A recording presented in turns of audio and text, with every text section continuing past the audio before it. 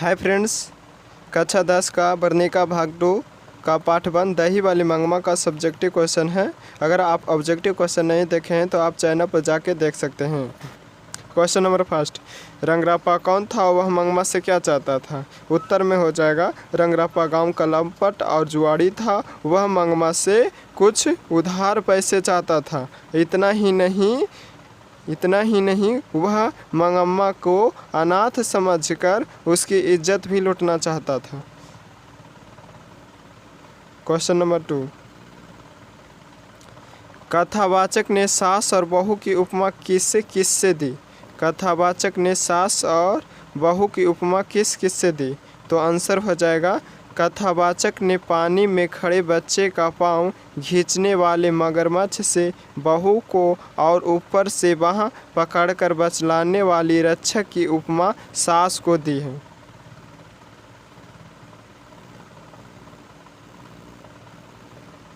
Question number 3, दही वाली मंगमा कहानी का संदेश स्पष्ट करे।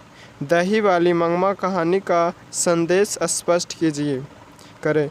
उत्तर में हो जाएगा यह कहानी आधुनिक बहुओं को संदेश देती है कि वे आवेश दिखाकर सभी सदस्य को मिलाकर रखें। इनके लिए बुद्धि का प्रयोग नजम्मा से सीखे। नजम्मा ने अपने सास को मनाने के लिए वो अपने बेटे को दादी के पास भेज देती है, और जब दादी बाज़ार जाने के लिए दादी के साथ पोता बाज़ार जाने के लिए मचल रहा होता है, तब बेटे बहू आते हैं और बच्चे को समझाते हैं और दादी से माफ़ी मांगकर मतलब सास से माफ़ी मांग लेते हैं।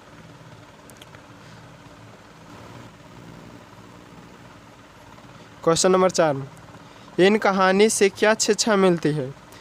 दही वाली मंगमा कहानी से क्या शिक्षा मिलती है? तो आंसर हो जाएगा इस कहानी से शिक्षा मिलती है कि मनुष्य को बुढ़ापे में अधिकार के पंजरे में न पकड़ योग्य उत्तराधिकारी को स्वयं अधिकार सौंप देना चाहिए, जिससे न समाज में उपहास हो और न मूर्खों की दाल ही गले।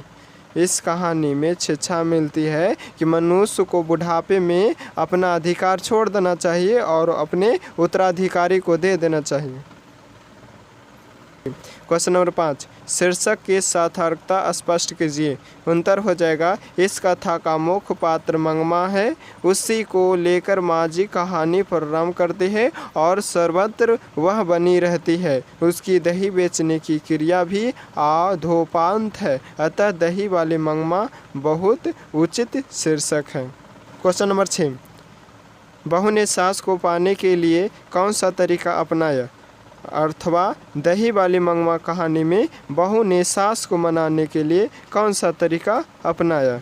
चलो इसका आंसर हो जाएगा बहू बुद्धिमान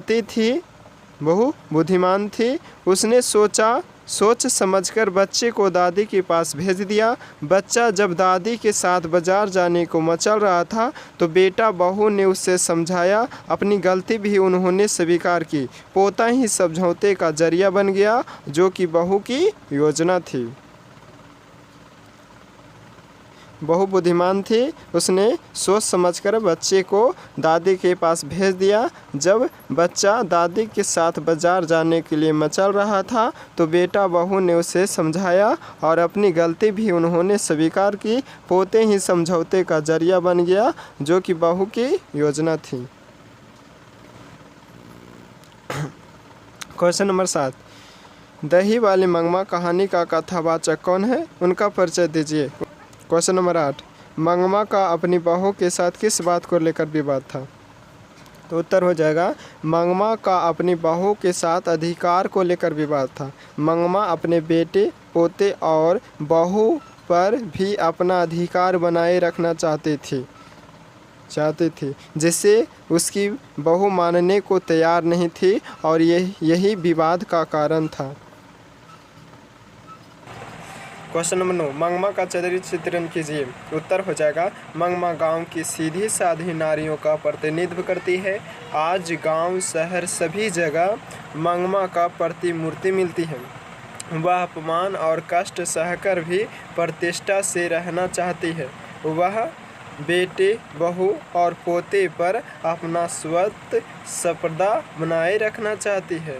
इस प्रकार वह एक भारतीय नारी है जो सम्मान के साथ जीना चाहती है। मंगमा गांव की सीधी साधी नारियों का प्रतिनिधित्व करती है। आज गांव, शहर सभी जगह मंगमा का प्रतिमूर्ति मिलती है।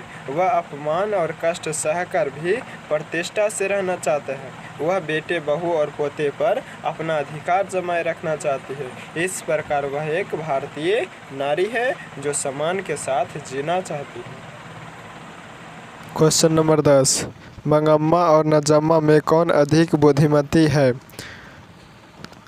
उत्तर हो जाएगा, दोनों नारियां अधिकार के लिए झगड़ती है, किंतु नजम्मा अपनी नाटकीय योजना से उसे परास्त कर यहाँ तक कि दही बेचने वाला आय का साधन भी उसके हाथ से खुशी खुशी ले लेती है। अतः इस व्यवहार से कथाकार ने नजम्मा को मंगम्मा से अधिक बुद्धिमती बना दिया है।